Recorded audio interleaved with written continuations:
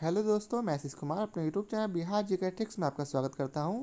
आज हम लोग भारतीय राज्य व्यवस्था के अंतर्गत संविधान की विशेषताओं के बारे में जानेंगे। तो यदि आप लोगों ने अब तक हमारा channel Bihar GK tricks subscribe नहीं किया है तो इसे सब्सक्राइब कर लें, साथ ही बेल आइकन को जरूर दबाएं। तो आइए वीडियो को स्टार्ट करते हैं। तो पहला प्रश्न है, संविधान में हमारे राष्ट्र का उल्लेख किन नामों से किया गया है? तो इसका उत्तर है India, that is Bharat. India अर्थात भारत नाम से। अगला प्रश्न है, भारतीय संविधान में किस प्रकार की शासन प्रणाली की व्यवस्था की गई है? तो इसका उत्तर है संसदात्मक प्रणाली। भारतीय संविधान में किस प्रकार की शासन प्रणाली की व्यवस्था की गई है? तो इसका उत्तर है संसदात्मक प्रणाली। आगे है, संसदात्मक शासन व्यवस्था में विधायिका का कार्यपालिका पर नियंत्रण होता है। संसदात्मक शासन व्यवस्था में विधायिका का किस पर नियंत्रण होगा? तो कार्यपालिका पर। अगला प्रश्न है, अध्यक्षात्मक शासन प्रणाली का आधारभूत तत्व क्या है? तो इसका उत्तर है एकल कार्यपालिका। अध्यक्षात्मक शासन प्रणाली का आधारभूत तत्व क्या है? तो इसका उत्तर है एकल कार्यपालिका। अगला प्रश्न है, भारत की संसदीय शासन प्रणाली एवं ब्रिटेन की संसदीय शासन प्रणाली के मध्य अंतर का मुख्य बिंदु क्या है? तो इसका उत्तर है न्यायिक समीक्षा। भारत की संसदीय शासन प्रणाली एवं ब्रिटेन की संसदीय शासन प्रणाली के मध्य अंतर का मुख्य बिंदु कौन सा है? तो इसका उत्तर है न्यायिक समीक्षा। अगला प्रश्न है, भारत का संविधान परिसंघीय है, यह किससे निर्धारित होता है? तो इसका उत्तर है केंद्र और राज्यों के मध्य शक्तियों के वितरण से।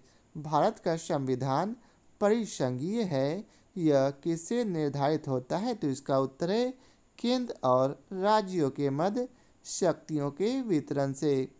अब आगे है, भारतीय संविधान के मूल। तो इनके मूल है स्वतंत्रता, समानता, भ्रातृत्व, संप्रभुता, समाजवादी, पंथ निरपेक्ष और लोकतांत्रिक। आगे है, नीति निर्देशक तत्वों तथा मूल अधिकारों को संविधान की आत्मा किसने कहा है? तो इसका उत्तर है ग्रेनविल ऑस्ट्रेन ने। नीति निर्देशक तत्वों तथा मूल अधिकारों को संविधान की आत्मा किसने कहा?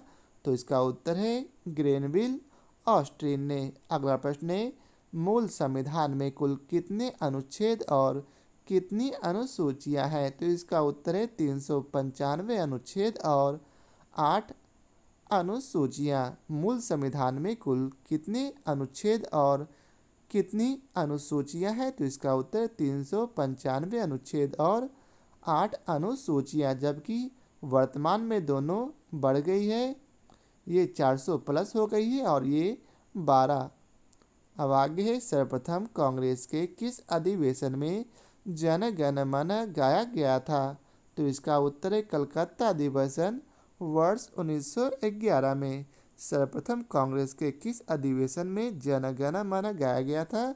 तो इसका उत्तर देंगे कलकत्ता अधिवेशन। कब?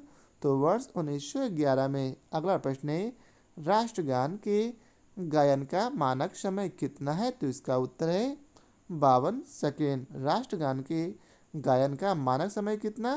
तो 52 सेकेंड। अगला प्रश्न है, भारतीय संविधान की जटिलता के कारण इसे वकीलों का स्वर्ग कहा गया है।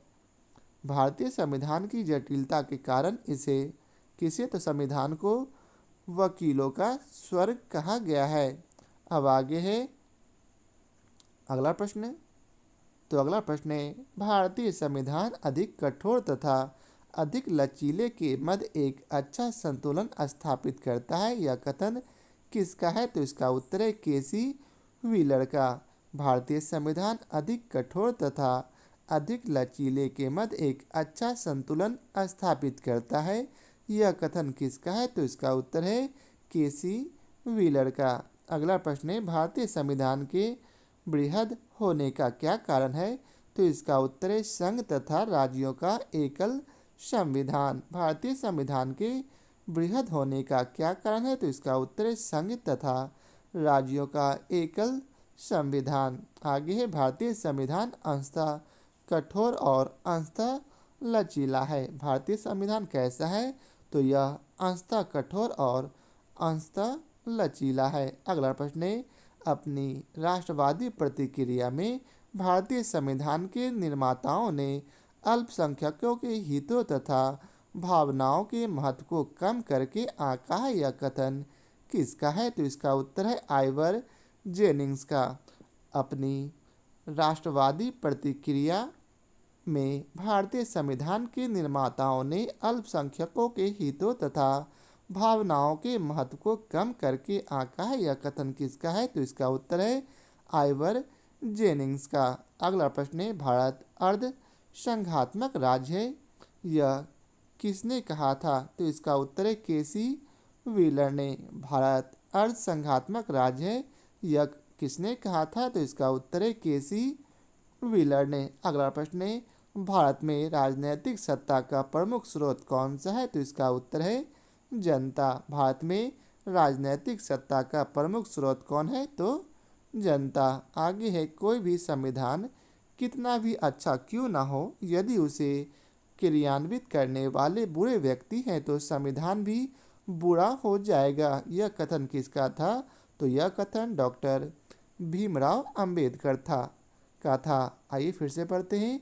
कोई भी संविधान कितना भी अच्छा क्यों ना हो, यदि उसे क्रियान्वित करने वाले बुरे व्यक्ति हैं तो संविधान भी बुरा हो जाएगा। यह कथन डॉक्टर भीमराव अंबेडकर का है। अगला कथन है संविधान को संघात्मकता के तंग ढांचे में नहीं ढाला गया है। यह कथन भी भीमराव अंबेडकर का ही है। संविधान को संघात्मकता के तंग ढांचे में नहीं ढाला गया है, यह कथन किसका है? तो यह कथन भी डॉक्टर भीमराव अंबेडकर का ही है। अगला प्रश्न है भारत की स्वतंत्रता के बाद भारतीय राष्ट्रीय कांग्रेस को एक राजनीतिक दल के रूप में भंग कर दिया जाना चाहिए, यह सुझाव किसने दिया था? तो इसका उत्तर है महात्मा गांधी ने। भारत की स्वतंत्रता के बाद भारतीय राष्ट्रीय कांग्रेस को एक राजनीतिक दल के रूप में भंग कर दिया जाना चाहिए, यह सुझाव किसने दिया था? तो इसका उत्तर है महात्मा गांधी ने। अगला प्रश्न है भारतीय संघवाद को सहकारी संघवाद किसने कहा है? तो इसका उत्तर है जी ऑस्टिन ने। भारतीय संघवाद को सहकारी संघवाद किसने कहा? तो इसका उत्तर है जी ऑस्टिन ने। अगला प्रश्न है अध्यक्षात्मक शासन प्रणाली में कार्यपालिका की समस्त शक्तियां किसमें निहित होती है? तो राष्ट्रपति में। अध्यक्षात्मक शासन प्रणाली में कार्यपालिका की समस्त शक्तियां किसमें निहित होती है? तो राष्ट्रपति में। आगे है मौलाना अबुल कलाम आज़ाद ने संविधान सभा में व्यस्त मताधिकार को 15 वर्ष के लिए स्थापित करने की बात की है। मौलाना अबुल कलाम आज़ाद ने संविधान सभा में व्यस्त मताधिकार को कितने वर्षों के लिए स्थगित करने की बात कही? तो 15 वर्षों की। आगे है भारत का राष्ट्रीय पशु कौन सा है? तो इसका उत्तर है बाघ। अगला प्रश्न है भारत का राष्ट्रीय पुष्प कौन सा है? तो इसका उत्तर है कमल। आशा करता हूँ ये सभी प्रश्नों के उत्तर आप लोग जानते होंगे, इसलिए मैं इन सभी प्रश्नों को मैं एक बार पढ़ रहा हूँ। आगे है भारत का राष्ट्रीय पक्षी कौन सा है? तो इसका उत्तर है मोर। अगला प्रश्न है भारत के राष्ट्रीय ध्वज के चक्र में कितनी तिलियां है? तो इसका उत्तर है 24। अब आइए चलते हैं आज के आखिरी महत्वपूर्ण प्रश्न को पढ़ते हैं।